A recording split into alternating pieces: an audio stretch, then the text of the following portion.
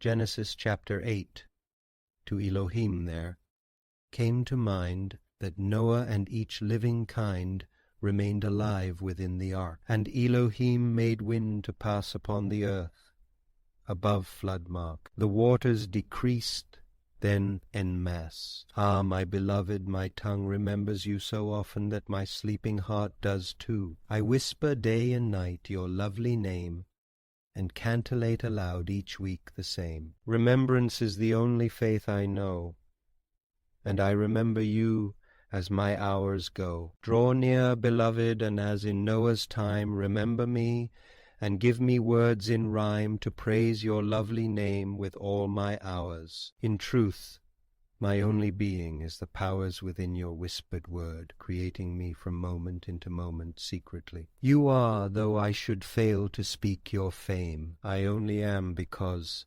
you know my name. The fountains of the deep were stopped, the heavenly windows' gates were dropped, the rain from heaven at last restrained, the flood receded, waters reigned. After the 150 days, the flood had entered its last phase. The 7th month, day 17, the floating ark at last was seen to land on hills of Ararat, and the waters decreased until the 10th month, and the 10th of that were seen the tops of highest hill. I crave your rains, beloved.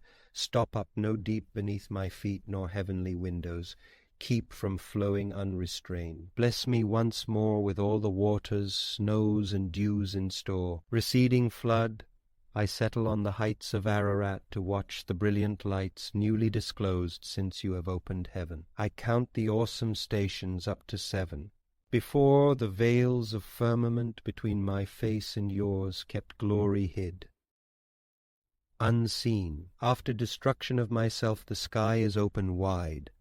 Infinities pass by. I gaze now undeterred on self alone, a galaxy in light before unknown. It happened after 40 days that Noah opened up ablaze the window of the ark he had made, then sent a raven out, which stayed in flight above receding sea until the winds had dried the Leah. He sent a dove also to see if all the waters had receded to leave the dry ground unimpeded. But there was not a resting space where dove could put her foot in place. So she returned into the ark, since water covered all the park.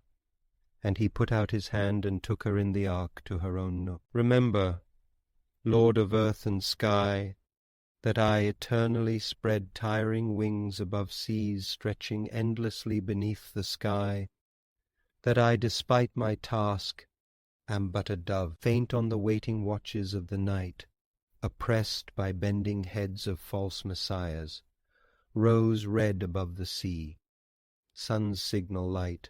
How long must I reject the open, pious eyes of this world's hypocrisy, and wait? Remember, Lord of sea and fish, that birds found rest and haven at the open gate of the 6th day. Make cease the wind and words. Out of long noon and night create a jinn to open up his heart and take me in. He waited yet another while to send the dove out for a mile around the ark. The dove came back at evening to him with a pack, a fresh plucked olive leaf in tow, stuck in her beak, and that would show to Noah that the waters had receded from earth. He was glad. He waited still another piece, for 7 days more, then to release the dove again. This time the bird did not return. It might have erred. The Holy Spirit is not one to beckon, nor does it come whenever I may reckon, but finds its way across the desert air,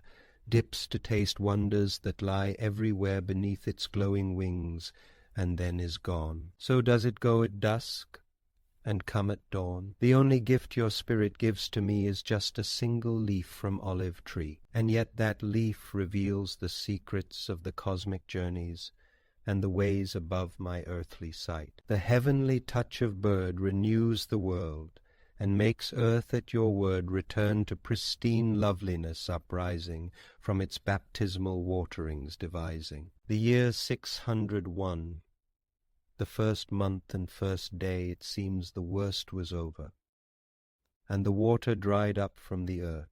So Noah lifted the covering off the ark, and shifted his gaze, and saw dry earth beside. The 2nd month, day 20. 7 the earth was dry and clear and even. Then Elohim told Noah, saying, Exit the ark.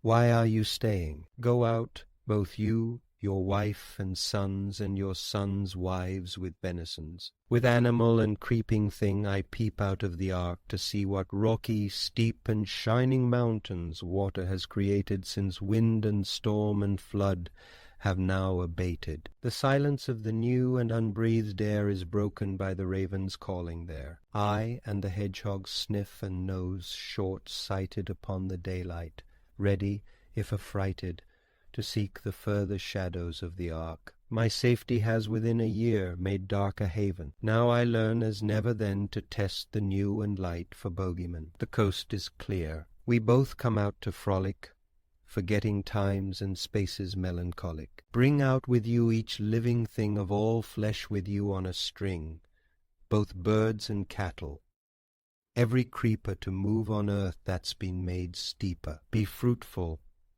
multiply and keep her. So Noah went out, and his sons, his wife, and his sons' wives, no nuns, and every beast, creeper, and bird, whatever moved or flew or stirred, their families and all their kin went out the ark they had been in. The soul comes first with fish, according to the divine word vouchsafed to the fine few.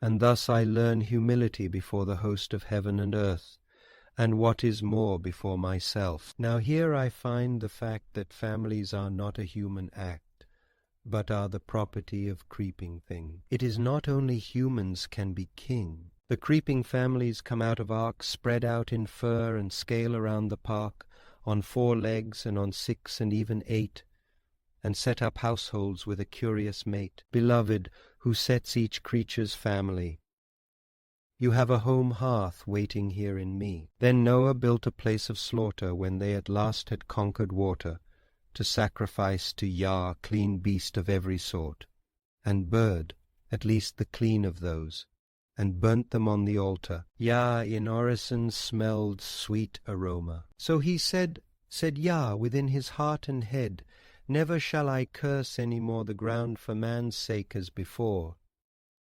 since every thought that comes to mind of man is evil from his youth.